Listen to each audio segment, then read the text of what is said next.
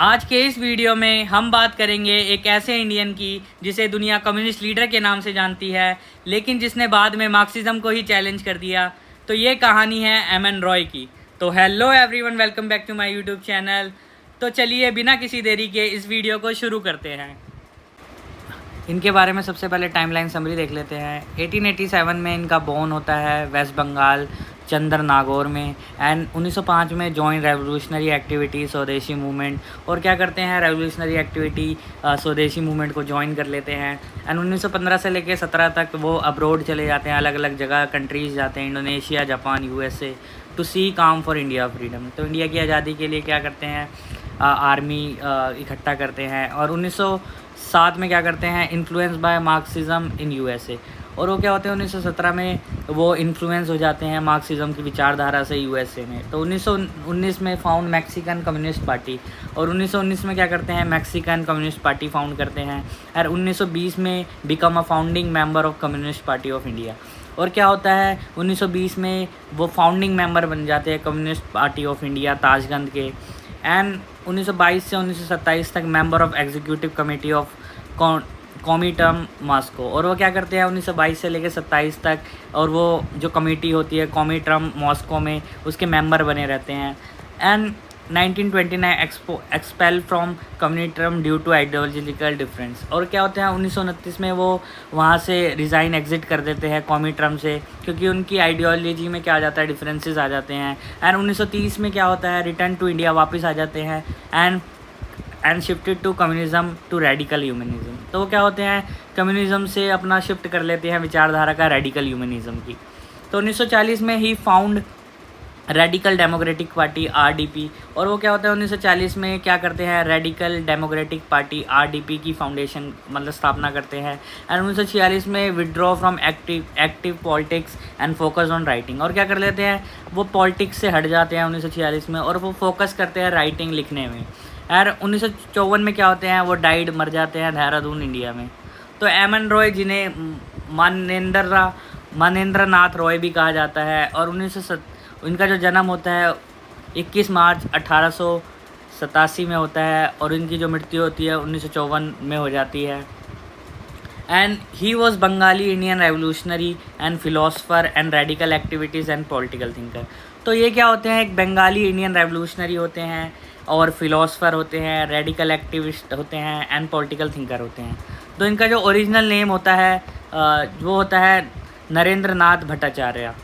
तो M N Roy change his name from Narendra Nath Bhattacharya to M N Roy, जिसका मतलब है Manvendra Nath Roy, in Palo Alto California near Stanford university USA. तो वो अपना नाम चेंज कर देते हैं, मनेंद्र नाथ भट्टाचार्य से एमएन रॉय रख देते हैं, जिसका मतलब होता है मानवेंद्र नाथ रॉय। कहाँ करते हैं, कैलिफोर्निया में इनकी जो यूनिवर्सिटी होती है स्टैनफोर्ड यूनिवर्सिटी के पास, इन 1916। एंड लेटर इन मैक्सिको, और मैक्सिको में भी अपना नाम चेंज करते हैं, जो कि 1917 में करते हैं। His name was further change to Manuel Gomez. और वो क्या करते हैं, मैक्सिको में अपना 1917 में नाम चेंज कर लेते हैं, वो रख लेते हैं Manuel Gomez, but is famously known as M N Roy. लेकिन उनको फेमसली किस नाम से जाना जाता है, एमएन रॉय के नाम से। तो human nature is an ensemble of social relationship M N Roy. तो उन्होंने बोला है जो ह्यूमन नेचर होता है वो एनसेम्बलम होता है सोशल रिलेशन का, जिसका मतलब होता है this means that a person natures, मतलब ये दिखाता है कि एक इंसान का नेचर कैसा होता है, जैसे वो सोचता कैसे है, उसका बिहेवियर क्या होता है, उसकी पर्सनैलिटी क्या होती है, इज़ नॉट इंडिपेंडेंट। ये सारे जो इंसान का जो नेचर होता है वो आपस में वो क्या होते हैं, इंडिपेंडेंट नहीं होता। तो it's shaped by the society and relationship with others. तो ये जो इसका नेचर, थिंकिंग, बिहेवियर, पर्सनैलिटी बनती है एक इंसान की, वो उसके आसपास की सोसाइटी, रिलेशनशिप दूसरों के साथ कैसे हैं, वो इस पे डिपेंड करता है। तो इन शॉर्ट अगर देखें तो human nature is found by social relation not fix at birth. तो जो ह्यूमन नेचर होता है वो सोशल रिलेशन से बनता है, ना कि जन्म से। तो इन 1919 Roy help found the Mexican Communist party while he was in Mexico. तो 1919 में क्या होता है, रॉय जो होते हैं हेल्प करते हैं मैक्सिकन पार्टी की स्थापना में, जब वो मैक्सिको में होते हैं। तो 1919 ही found Mexican Socialist Worker Party which later name to Mexican Communist Party. तो 1919 में क्या होता है, मैक्सिकन सोशल वर्कर्स पार्टी की स्थापना करते हैं और वही बाद में नाम उसका बदल के मैक्सिकन कम्युनिस्ट पार्टी कर दिया जाता है। तो at the end of 19th century Bengal saw the rise of revolutionary nationalism. तो अब क्या होता है 19th सेंचुरी में क्या होता है, बंगाल में क्या हो जाते हैं, रेवोल्यूशनरी नेशनलिज्म क्या हो जाता है और ज़्यादा हाइक पे हो जाता है और ज़्यादा बढ़ने लग जाता है। तो M N Roy was influenced by the writing of. तो एम एन रॉय क्या होते हैं, जितने भी रेवोल्यूशनरी एक्टिविस्ट होते हैं उनकी जो राइटिंग्स होती है उनसे इन्फ्लुएंस हो जाते हैं, जैसे Bankim Chandra Chatterjee and Swami Vivekananda. He later become involve in revolutionary activities and join the Anushilan Samiti which was a secret revolutionary group in Bengal. और वो क्या होता है, बाद में सीक्रेट ग्रुप में भी ज्वाइन हो जाते हैं, जैसे कि अनुशीलन समिति जो कि क्या होता है, बंगाल का एक सीक्रेट रेवोल्यूशनरी ग्रुप होता है। And M N Roy actively participated in भंग भांग आंदोलन। तो क्या होते हैं, एम एन रॉय क्या करते हैं, भंग भंग आंदोलन में भी क्या हो जाते हैं, पार्टिसिपेशन लेते हैं। एंड पार्टीशन ऑफ बंगाल का ये मूवमेंट था, ये अगेंस्ट चलाया गया था पार्टीशन ऑफ बंगाल के। During this time he became involve in revolutionary activity. और इसी टाइम के दौरान क्या होता है, वो काफ़ी ज़्यादा रेवोल्यूशनरी एक्टिविटी में इंगेज हो जाते हैं, जुड़ जाते हैं। He also work underground secretly. और वो क्या करते हैं, भारत की आज़ादी के लिए अंडरग्राउंडली काम करते हैं एज अ रेडिकल नेशनलिस्ट होके and revolutionary to fight against British rule. तो ब्रिटिश रूल के खिलाफ ऐसे एक्टिवली काम करते हैं सीक्रेटली। एंड अराउंड 1916 से 17 तक Roy was in the USA and later Mexico. और क्या होता है, 1916 से 17 के Roy was in the USA and later Mexico. और रॉय क्या होते हैं, यूएसए में भी रहते हैं, मैक्सिको में भी रहते हैं। ये जो टाइम पीरियड होता है 1916 से 1917 के बीच में, it was mainly in Mexico. और ज़्यादातर वो मैक्सिको में रहते हैं। मैक्सिको में 1917 से मैक्सिको में रहते हैं 17 से लेकर 19 तक। That was his interest in communism developed. और वहीं पे क्या होता है, मैक्सिको में रहते रहते उनके बीच उनके अंदर क्या हो जाता है, कम्युनिस्ट की विचारधारा क्या हो जाती है, डेवलप्ड हो जाती है। And he later become an important communist leader. और क्या बन जाते हैं, वो एक इम्पॉर्टेंट साम्यवादी लीडर, कम्युनिस्ट लीडर बन जाते हैं। And M N Roy associated with Communist party of India and the international communist movement till around 1928 से 1929। तो एम एन रॉय क्या हो जाते हैं, communist party of India and the international communist movement के आसपास मतलब जुड़े रहते हैं 1928 से 1929। During this time he was an active communist leader. तो इसी टाइम पीरियड के बीच वो क्या होते हैं, वो काफ़ी ज़्यादा एक्टिव कम्युनिस्ट लीडर होते हैं। And around 1929 he had differences with the communist international Comintern and moved away from the communist ideology. तो 1929 में उनके बीच क्या हो जाते हैं, मतभेद हो जाते हैं कम्युनिस्ट इंटरनेशनल जो कॉमिट्रम था उसमें, and moved away from communist ideology. तो उनकी कम्युनिस्ट आइडियोलॉजी से क्या हो जाता है, मन उठ जाता है डिफरेंसेस की वजह से। And M N Roy was arrested in the connection with Kanpur conspiracy. तो क्या होता है, M N Roy was arrest कर लिए जाते हैं कानपुर कॉन्स्पिरेंसी के तहत। And he was accuse of spreading communist idea against British rule. तो वो क्या करते हैं, उन पर आरोप लगता है वो स्प्रेडिंग कम्युनिस्ट आइडिया स्प्रेड कर रहे हैं ब्रिटिश रूल के खिलाफ। And in this case he was sentence to 6 years of imprisonment. तो उनको क्या होता है, 6 साल की कैद सुना दी जाती है। And after being release from the jail, और वो क्या होता है, जेल से निकलने के बाद M N Roy move towards the Indian national Congress. जैसे ही वो जेल से निकलते हैं उसके बाद उनका जो शिफ्ट होता है वो इंडियन नेशनल कांग्रेस की तरफ आ जाता है। He started engage with Congress idea. और वो क्या होते हैं, धीरे धीरे कांग्रेस के जो आइडियाज़ थे वो उसके साथ क्या इंगेज होने लग जाते हैं, जुड़ने लग जाते हैं।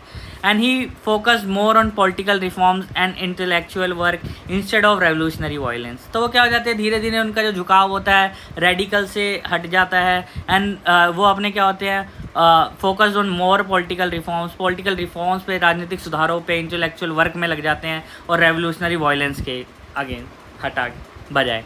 तो M N Roy was the first person to propose the idea of constituent assembly in India in 1934। तो एम एन रॉय ऐसे व्यक्ति होते हैं जिन्होंने पहली बार आइडिया ऑफ कॉन्स्टिट्यूशन असेंबली का प्रपोज करते हैं, देते हैं 1934 में। He suggested that India should frame their own constitution. उन्होंने यही सजेस्ट करा कि इंडियंस को अपना संविधान खुद बनाना चाहिए। and later this idea accepted and become the basis of the formation of Constitution Assembly of India। तो यही बाद में क्या हो जाता है, एक्सेप्ट कर लिया जाता है उनका आइडिया, और इसी के बेस पे हमारा क्या होता है, कॉन्स्टिट्यूएंट असेंबली बनती है जो कि संविधान निर्माण का कार्य करती है।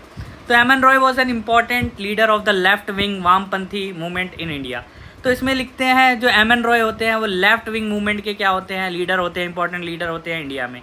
तो he was the one of the earliest communist, और वो क्या होते हैं, one of the earliest communist होते हैं। He played a role in spreading communist and leftist idea, और वो क्या फैलाते हैं, अपने साम्यवादी विचार पूरे देश में, पूरे वर्ल्ड में फैलाते हैं। He was also connected with the international communist movement, और वो क्या होते हैं, साथ साथ इंटरनेशनल कम्युनिस्ट मूवमेंट के साथ भी क्या होते हैं, कनेक्टेड रहते हैं। एंड 1939 में उन्होंने कांग्रेस के बेहतर लीग ऑफ रेडिकल कांग्रेस की स्थापना की 1940 में, एंड कांग्रेस अध्यक्ष के पद का चुनाव लड़ा, एंड लेकिन मौलाना आज़ाद से चुनाव में हार गए। तो ये भी हुआ था, उन्होंने क्या हुआ था 1939 में उन्होंने कांग्रेस के अंदर क्या किया था, लीग ऑफ रेडिकल कांग्रेस की स्थापना करी थी, एंड 1940 में कांग्रेस के अध्यक्ष पद के लिए चुनाव भी लड़ा था, लेकिन मौलाना अब्दुल कलाम आज़ाद से वो हार गए। तो M N Roy join the Indian national Congress in 1936। तो एम एन रॉय क्या करते हैं, इंडियन नेशनल कांग्रेस ज्वाइन करते हैं 1936, and after living the communist movement he turn towards Congress politics. और क्या होता है, after living the communist movement, जैसे ही वो कम्युनिस्ट मूवमेंट छोड़ते हैं और ही रिटर्न टूवर्ड्स कांग्रेस पॉलिटिक्स, तो क्या होता है, कांग्रेस पॉलिटिक्स की तरफ जो उनके आइडियाज़ थे उनकी तरफ शिफ्ट हो जाते हैं। He work with Congress for some time before later forming his own ideas and group. और वो क्या करते हैं, कांग्रेस क्या करते हैं, work with in Congress for some time, और थोड़े टाइम क्या करते हैं, कांग्रेस के अंदर काम करते हैं, कांग्रेस के साथ काम करते हैं, before letting forming his own idea and group. M N Roy later separated from the Indian national Congress. तो एम एन रॉय क्या करते हैं, इंडियन नेशनल कांग्रेस से सेपरेट हो जाते हैं। After living Congress he found the radical democratic party इन 1940। जैसे ही वो कांग्रेस छोड़ते हैं वो स्थापना करते हैं रेडिकल डेमोक्रेटिक पार्टी की 1940 में, and this party was based on his new political idea radical humanism. तो इनकी जो पार्टी होती है वो कौन से आइडिया पे बेस्ड होती है, वो होती है रेडिकल ह्यूमनिज्म, ये उनकी विचारधारा का एक मेन पार्ट है। तो M N Roy prepared a draft called constitution of free India in 1934। तो एक ड्राफ्ट प्रिपेयर करते हैं एम एन रॉय जिसका नाम होता है कॉन्स्टिट्यूशन ऑफ फ्री इंडिया, जो कि 1944 में आता है। तो ये जो ड्राफ्ट होता है, this draft was publish for discussion, ये जो ड्राफ्ट होता है डिस्कशन के लिए पब्लिश किया जाता है, and it's supported and release by the radical democratic party. तो ये पब्लिश कौन करता है, रेडिकल डेमोक्रेटिक पार्टी करती है, उनके द्वारा जो बनाई गई है। And this aim was to present an idea of how independent India's constitution should be look। तो ये जो ड्राफ्ट होता है वो ये आइडिया रिप्रेजेंट करता है कि इंडिया का जो इंडिपेंडेंट जो इंडिया का होगा वो कॉन्स्टिट्यूशन, इंडिपेंडेंट इंडिया का कॉन्स्टिट्यूशन कैसा दिखेगा। And new humanism a manifesto was written by M N Roy and publish in 1947 in Kolkata. तो इन्होंने क्या करते हैं, new humanism a manifesto was written by M N Roy. एक एम एन रॉय क्या करते हैं, ये एक पब्लिश करते हैं जिसका टाइटल होता है new humanism a manifesto, Kolkata में 1947 में, जिसका मतलब होता है the book gives 22 ideas thesis. तो ये जो बुक होती है द ह्यूमनिज्म अ मैनिफेस्टो, इस बुक में 22 आइडियाज़ होते हैं, थीसिस होते हैं about philosophy called new humanism. तो इनका जो न्यू ह्यूमनिज्म जो सिद्धांत होता है उसके 22 आइडियाज़ होते हैं, थीसिस होते हैं, जो कि ये उनकी बुक बताती है। तो ये जो फोकस करती है बुक, वो इंडिविजुअल फ्रीडम पे फोकस करती है, एंड रैशनल थिंकिंग पे, लॉजिक पे ज़्यादा फोकस करती है, एंड साइंटिफिक नॉलेज पे। तो M N Roy's integral scientific humanism is called as new humanism. तो एम एन रॉय का जो इंट्रीगल साइंटिफिक ह्यूमनिज्म है उसको न्यू ह्यूमनिज्म भी कहा जाता है। तो M N Roy believed in a humanist interpretation of history. तो एम एन रॉय क्या बिलीव करते हैं, he gives importance to human will, इंसान की इच्छा पे उन्होंने क्या करा, इंपॉर्टेंस दी उसको, and he set the idea, सोच एंड विचार plays an big role in how society develops. तो वो बोलते हैं he said that the idea and plays a big role. तो वो क्या करते हैं, लोगों की सोच और विचार क्या करते हैं, सोसाइटी की जब फॉर्मेशन डेवलप्ड होती है, ये आइडियाज़ क्या करते हैं, सोसाइटी में काफ़ी ज़्यादा हेल्प करते हैं डेवलप्ड में, सोसाइटी जब डेवलपमेंट होती है। According to him history is not only shaped by economic forces but also by human thinking and action. तो उनके हिसाब से हिस्ट्री क्या होती है, सिर्फ इकोनॉमिक फोर्स से शेप नहीं होती, but also but also human thinking and rational thinking भी क्या करती है, उसमें योगदान देती है। तो M N Roy activities and event in ascending order. तो एम एन रॉय के बारे में कुछ क्या इवेंट्स है असेंडिंग ऑर्डर में जो आपके लिए बहुत ज़्यादा इंपॉर्टेंट है जानना। जैसे वो एक्सपेल फ्रॉम, मतलब कहाँ से एक्सपेल हो जाते हैं, वहाँ से निकल जाते हैं कॉमीट्रम से, कम्युनिस्ट इंटरनेशनल से 1929 में, एंड फाउंड अ वीकली, और वो क्या करते हैं, एक वीकली न्यूज़पेपर फाउंड करते हैं, द इंडिपेंडेंट इंडिया, जो कि 1937 में आता है, and foundation of the league of radical congressman, और वो क्या करते हैं, फाउंड करते हैं the league of radical congressman in 1939 में। तो ये कांग्रेस के अंदर रेडिकल कांग्रेसमैन का ग्रुप था। तो founded the Indian renaissance movement, जो कि 1946 में फाउंड करते हैं। तो according to Roy, materialism of Marx work dogmatic, unscientific and neglected the creative role of the human subject. तो ये उनके अकॉर्डिंग क्या होता है, द मटेरियलिज्म ऑफ मार्क्स व डॉगमेटिक अनसाइंटिफिक था। जो मार्क्स के आइडिया थे वो डॉगमेटिक थे, अनसाइंटिफिक थे, एंड नेग्लेक्टेड द क्रिएटिव, और उन्होंने क्या करा, ह्यूमन रोल का क्या करा, नकारा। तो इसका मतलब है M N Roy later criticise the Marxism. तो बाद में एम एन रॉय क्या होते हैं, काफ़ी ज़्यादा जुड़े रहते हैं मार्क्सिज्म से, लेकिन बाद में कम्युनिस्ट विचारधारा से वो हट जाते हैं और मार्क्स के विचारों को भी छोड़ देते हैं। He said that marks materialism was become dogmatic. और वो क्या बोल रहे थे, जो मार्क्स का जो मटेरियलिज्म है वो क्या है, काफ़ी ज़्यादा रिजिड होता जा रहा है। तो he believed it was not fully scientific. तो उनके हिसाब से जो उनका जो मार्क्सिज्म का मटेरियलिज्म है वो क्या है, काफ़ी फुली साइंटिफिक नहीं है। Most importantly he felt ignored and creative role of human beings. उसमें क्या हुआ था, उन्होंने ह्यूमन बींग का रोल क्या होता नेगलेक्ट कर दिया मार्क्स ने, जैसे कि ह्यूमन थिंकिंग को उसमें डेवलप नहीं करा मटेरियलिज्म में, एंड फ्रीडम एंड चॉइस को। तो देख लेते हैं radical democracy by M N Roy.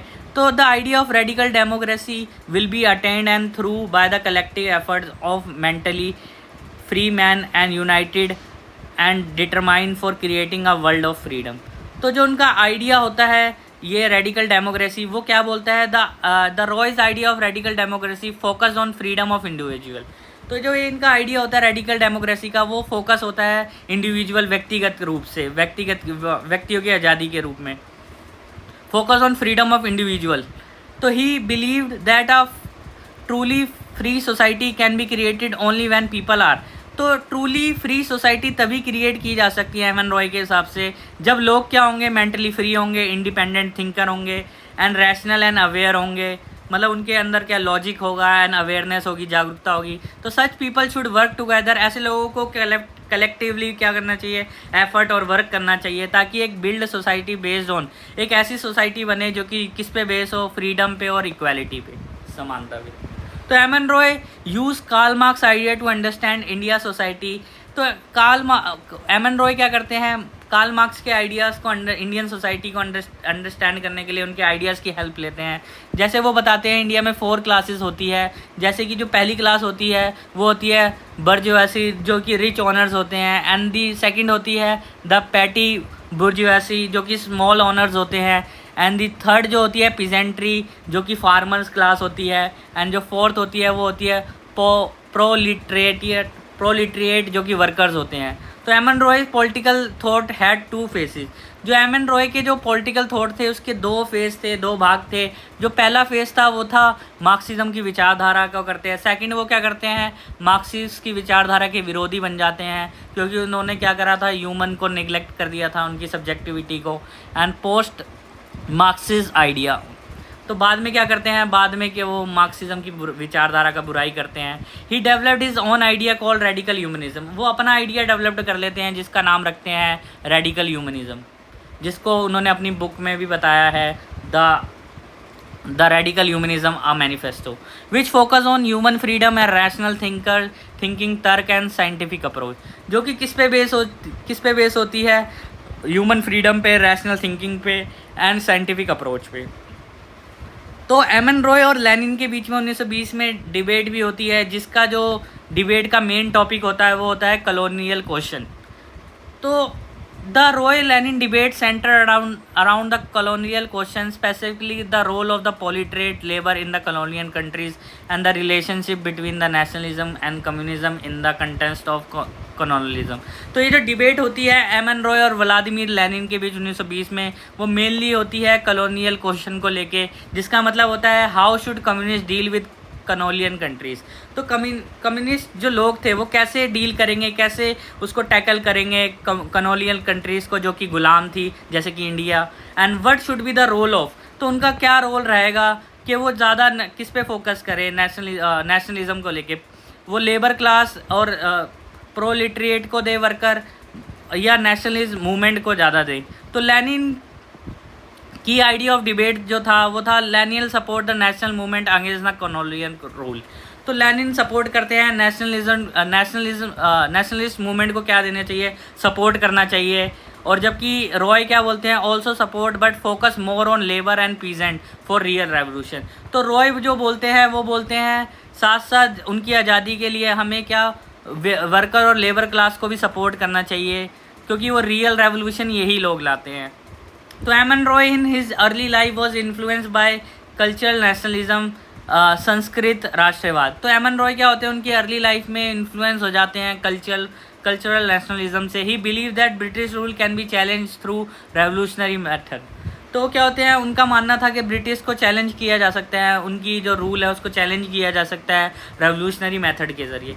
Like many revolutionaries of that time he thought that the violent and terrorist method, क्रांतिकारी उपाय जो थे, could force the British to leave India.